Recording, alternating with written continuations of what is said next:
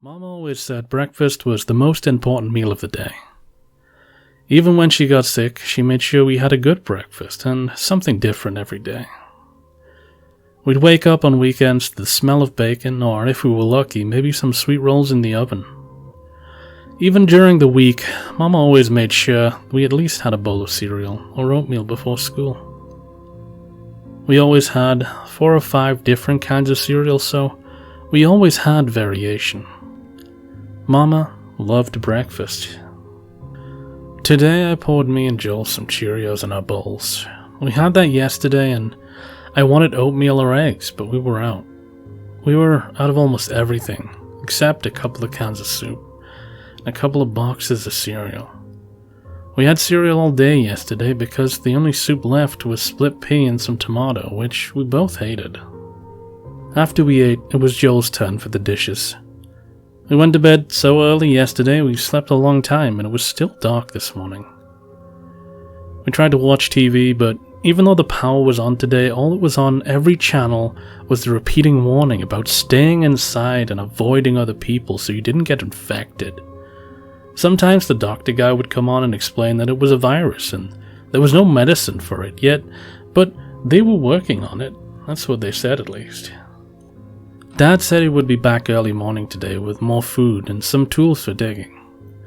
I double checked and made sure he had circled today, Tuesday on the calendar.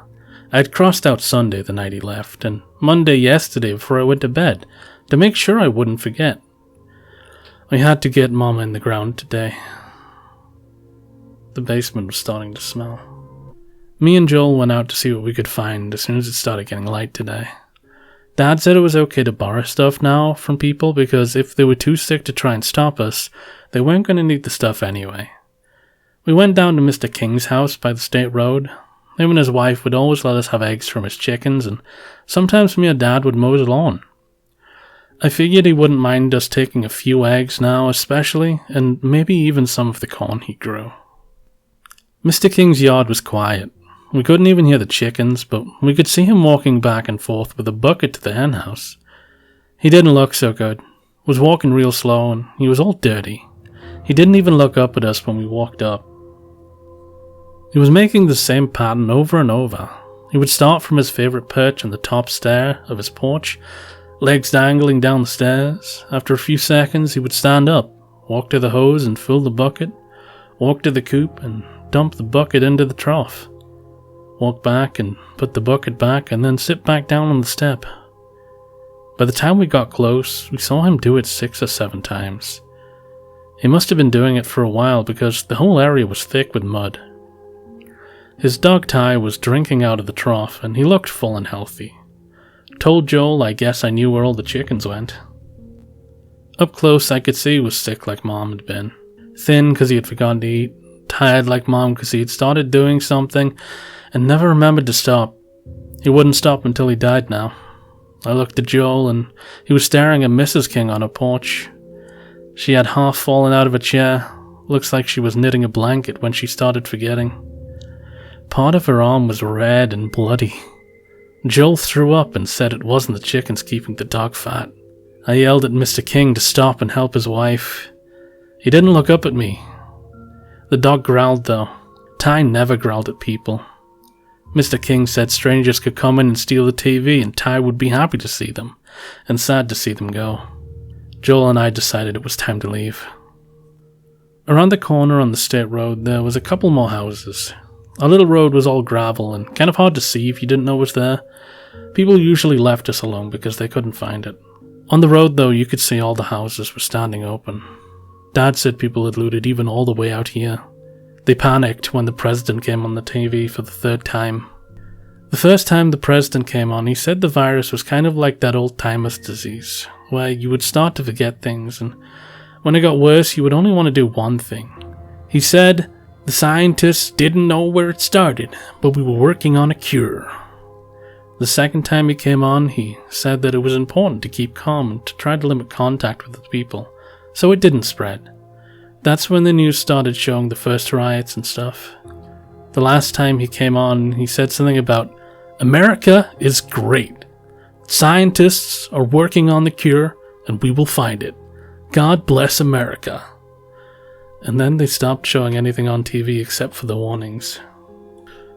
There was a big house closest to the corner where the richest family in town lived.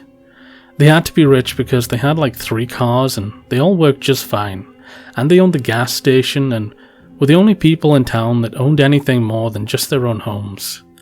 They were the first to leave on their big truck when the president made his announcement. They stopped by all the houses and told everyone, "If you're smart, you'll do what we're doing and you'll get out of here." They had twins in the grade behind me, so I was kind of sad to see them go, and I hoped they would be back. Now, I don't think they will be. They had just left everything and gone. Dad had stopped there to borrow one of their cars when he left for tools and food, because our car didn't work most of the time anyway. They still had a car left in the driveway. Joel said, "We should borrow that car and drive it to Uncle Gary's." I told him, I'm like 11 and he's younger than me and we can't drive anyway, except on video games. He said it would be like a video game and if we crashed, no one would care, no one would get hurt, there was nobody on the road anyway. He was too afraid to go into the house anyway though and try to find the keys. The house looked big and empty and just wrong. I wasn't going in there. Maybe tomorrow though, if Dad wasn't back, we would have to. The only store in town was the gas station, and we knew from looking the day Dad left that nothing was in there.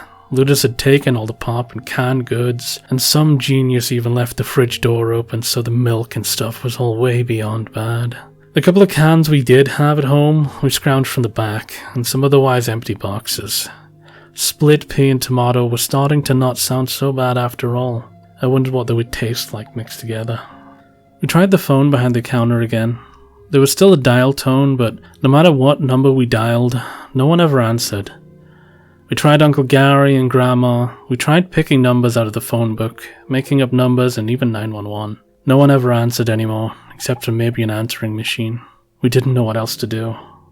We started hearing clicking and scraping that sounded kinda soft and kinda far off.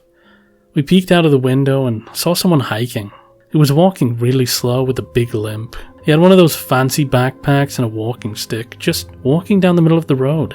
It looked like he had twisted his ankle and it was all bent and he was walking with a big, uneven limp. The bottom of his foot wasn't even touching the ground.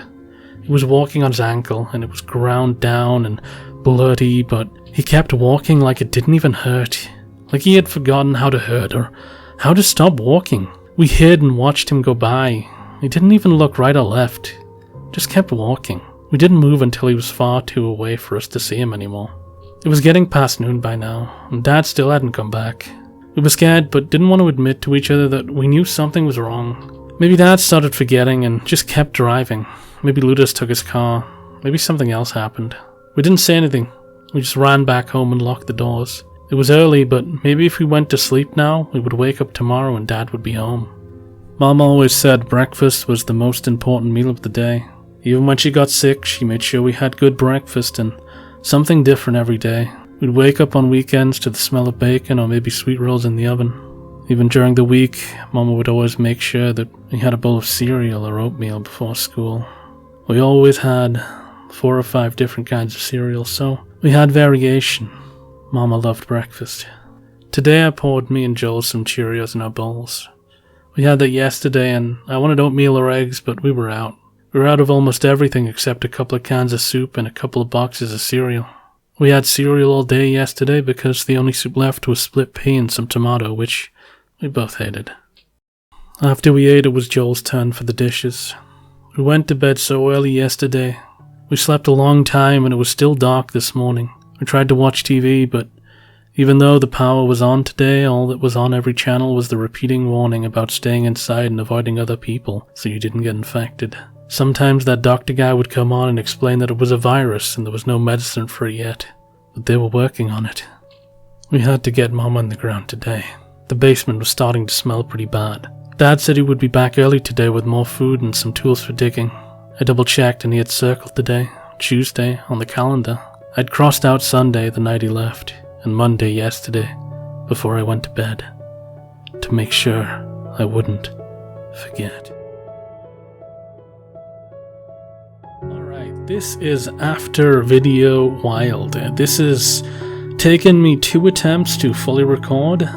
This time I put a bit more passion into the recording, and hopefully it's good. I'd like to thank the person helping me kind of like audit these videos and make sure that they're up to snuff, which is my friend Link. Big shout out to Link. I'd like to thank Mabinogi X Crush Claw, which I think your name is Kaito. You gave a thumbs up in the comment section. I appreciate that greatly. And I want to thank Tefan Neves, if that's how you pronounce your name, for subscribing. It's greatly appreciated. Any impression you give is wonderful, and I thank you all for the support. Have a good day, and bye-bye.